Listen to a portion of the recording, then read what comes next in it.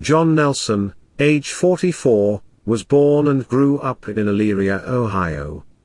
Elyria is a city located in Greater Cleveland. It has a population of around 55,000 citizens. Nelson attended Elyria City Schools, and graduated from Elyria West in 1994. He was employed at a plastic bag factory, Creative Packaging, as a printer. He had been working there for over 26 years. He was a huge fan of NASCAR, and loved the Steelers. He was married to Robin, age 35. Robin also was born and raised in Elyria, Ohio. She also attended Elyria City Schools, and graduated from Elyria High School in 2001.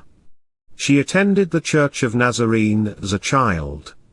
She furthered her education at Ohio Business School, and Tri-C in Palmer, where she received her LPN certification, and later her RN degree. Robin was a nurse at the Veterans. She was a devoted wife and mother, who loved her family. The couple had been married for 11 years. The couple had 3 children. 12-year-old Gavin, 10-year-old Brianna, and 6-year-old Liam. All 3 children attended school at Elyria City Schools District. Gavin Nelson attended Northwood Middle School. He was an honor student and a member of the orchestra. He participated in robotics building and competitions. He loved hard rock music, and playing his new electric guitar. He played soccer, and his father, John, was the coach. Brianna Nelson attended Crestwood Elementary School. She loved tap dancing, ballet and jazz music. She played volleyball and soccer, her dad coached both. She adored having sleepovers with her grandmother. The two would have trips to the library, bake together, and even play video games. Liam Nelson attended Horizon Preschool. He enjoyed playing t-ball where his dad was the coach. He was described as having a big appetite, and being a great friend to the other students. The family lived at 537 Willow Park Road in Elyria, Ohio, 30 miles southwest of Cleveland. On Wednesday, July 29 in 2020, John did not show up for work. This was out of the ordinary for John, so his boss went to the home to check on the family. When he arrived, he did not hear the family's dog barking, and no other noise came from the home, which alarmed the co-worker. His worry escalated when he found bullet casings on the front porch. He immediately called authorities. When police arrived at the home, they knocked. When nobody would respond, they forced entry, and found all 5 family members deceased. Each family member died of gunshot wounds, all in their own rooms. The gun was found next to John's lifeless body. John had murdered his wife and 3 children, then turned the gun on himself. John did not show mercy on the family's beloved dog either. About 5:20 p.m., I heard what sounded like firecrackers going off, like pop pop pop pop pop, neighbor Inetta Hubbard told reporters.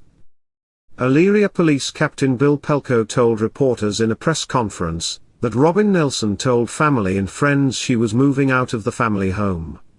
He said this was probably the motive for the murders. Elyria City School posted a public statement that read, "The Elyria community is grieving the loss of a family of 5 in a tragedy that occurred last night in the city." The statement reads, in part, "With profound sadness we must report that the 3 children who died, all siblings, were students in our school district. This devastating news has deeply shaken our staff and school community."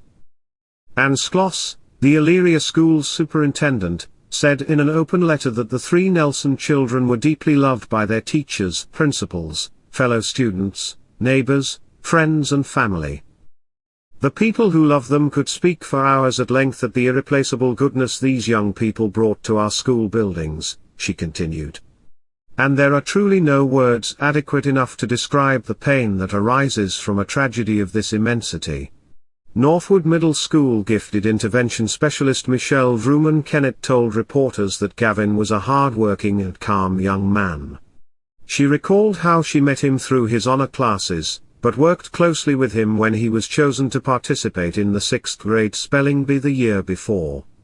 She told how when the other students were getting eliminated that he stayed cool as a cucumber. She said he was calm, and that is indicative of his personality, which makes him stand out differently than the other students his age. She said he was doing well in the honors classes. He was taking all honor classes for all of his 6th and 7th grade school years, and doing very well. A teacher at Horizon Education Centers said she had Liam and Brianna in her class. "I loved those kids," Des Grantham said. "Brianna always stayed to herself. She loved dancing and was always kind to others. Liam was more bubbly. He always came into the classroom ready to play." "Very sad," said Jocelyn Woolfolk. "Very sad, you just never know what people are going through." She continued saying that she had seen the couple arguing outside on numerous incidents lately. She said Robin would leave but always came back sometime later. Carla Reichlein had been best friends with Robin Nelson since middle school. The two friends were in band, soccer and even worked together in Mercy Health in Sheffield. Robin was such a nice, sweet girl. She was always kind of quiet, but if you got her riled up, she'd always make you laugh. She was good to get laughing, and have a good time with. The two friends began their careers as medical assistants, but motivated each other to go back to college to further their education. We all started pushing through and she ended up getting her LPN, and then she got her RN certification. She was so proud of that, and she worked so hard for it. That's a huge accomplishment for a mom with kids. She went on to say that Robin loved taking care of people. Nicole Halsey said her daughter and Gavin played soccer together for about 7 years, which John Nelson coached. She said, "He was a very devoted father. He was active in his children's lives. From the outside you would never known there were any issues. It's almost inconceivable that this was John Nelson. He would give the shirt off his back to anyone." She said Liam was always trying to be like his big brother. "He was eager to learn and to please," said Helsley. Helsley went on to say she knew both John and Robin personally, and they were great individuals. "John wasn't a monster," Helsley said. "John was a great guy. Robin was a great woman. Every relationship has ups and downs. They joked. They loved each other. They were affectionate toward each other and their kids. I couldn't tell you how many times on a soccer field I heard John tell them he loved them. And their children adored them." Mayor Frank Whitfield said, "It is with great sadness that we share this tragic news. This has been a challenging year, to say the least. Never did we imagine having to share the news that we've lost one of Illyria's families this way." He went on to say, "My heart is broken for this family, in particular the children. I cannot imagine the pain those close to them must feel, and we send our deepest condolences and are here to support them, and any of our residents who need our help." A candlelight vigil was held on August 4 in 2020 for the family. The community and friends came together at West Park Soccer Field in remembrance of the beloved family. A memorial service was held on August 8 in 2020 at the Illyria Church of Nazarene. Officials say that domestic violence has escalated due to the pandemic. Melissa Graves, CEO of Journey Center for Safety and Healing in Cleveland said, "When women are murdered, it's a more than 50% chance that they're murdered by a current or former partner." She says that before the pandemic, the average score for danger assessment was 16.8, and anything between 14 and 17 is considered high risk of escalation. Since the pandemic, the scores have risen to a 19.2 average. For resources and to reach Journey Center for Safety and Healing, a 24-hour helpline, call 216-391-4357. James Olivares, age 45, attended John Jay High School in Antonio, Texas.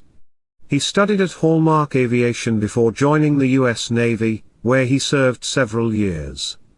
After leaving the Navy, he worked at Advantage Aerospace for some time.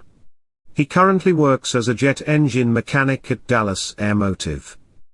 James met Brandy Everett and the two started dating. Brandy Olivares was born on September 13 in 1974. She went to Smithson Valley High School in Texas. She was the manager of On-Board a Mexican Grill and Cantina. Brandy had a teenage daughter from a previous marriage, 18-year-old Cecilia Olivares. She went to Woodrow Wilson High School in Dallas, Texas, where she was a cheerleader. She enjoyed spending time with her many friends. James and Brandy married on September 10 in 2011. The couple moved to Irving in 2018, where they purchased their townhome on Renaissance Lane in Irving, Texas. James often cooked meals for the family. All three worked out, but John and Cecilia often did workout routines together. The two often made workout videos and posted them to Facebook. On October 20 in 2020, a 911 call came in. The female caller, speaking in a very low voice, pretended to be talking to her brother, and sounded as if she was in distress. The call only lasted for less than a minute, then the call abruptly ended. The dispatcher attempted to call the female back, but there was no answer. The dispatcher immediately sent officers to the home. When police arrived at the home, James Olivares was outside but quickly ran inside the home. When police knocked, he demanded to speak to a negotiator. However, seconds after making the demand for a negotiator, authorities heard several gunshots. Police used explosives to open the door, and forced their way inside the home. Once inside, they found Brandy, her daughter Cecilia, and James Olivares all dead from apparent gunshot wounds. After a more thorough search, police also located the family's pet dog, also dead from gunshot wounds. During the investigation, police discovered that right before the murders, James Olivares posted one last message to his Facebook, stating, "I'm sorry." Authorities say the case is being investigated as a domestic violence incident.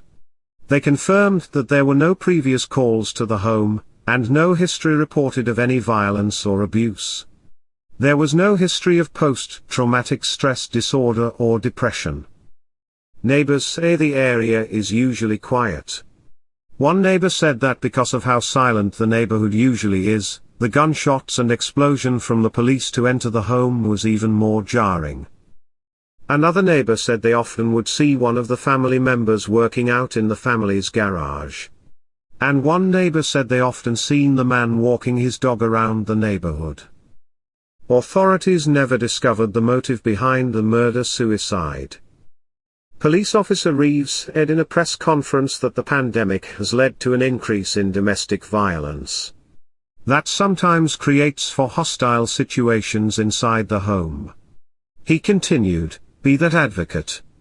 Don't just say if you are in that apartment complex, and you hear people fighting, don't just be the person that says I'm not going to get involved.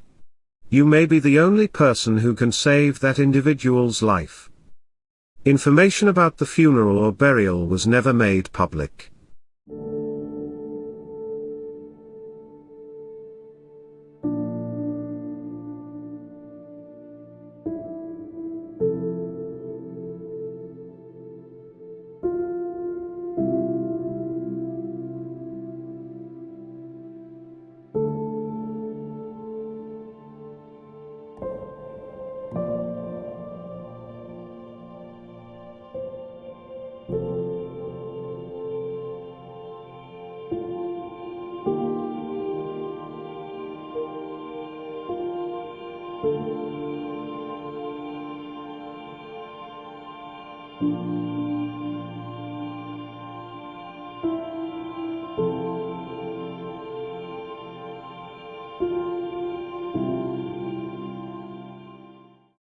John Nelson couldn't handle the threat of his wife leaving him. To keep that from happening, he murdered everyone in the home, including their dog, then killed himself. The moment he pulled the trigger the first time, he instantly became a selfish, evil monster who deserves much worse than death. Or was he always an evil monster? A man who can point a gun at 3 defenseless, small children is nothing short of a demon. James Olivares murdered his entire family for reasons only his depraved mind knows. When someone can viciously murder his wife and stepchild, and even the family pet, there are deep dark secrets involved, that had to be so shocking that only death could keep them sealed. One has to wonder what drove him to murder his family. I guess we will never find the answer to that question, since the only person who knows it is now 6 feet under, where he belongs. That concludes this episode. Keep your eye out for the next volume, coming soon. If you enjoyed this video, consider subscribing. Thanks for watching.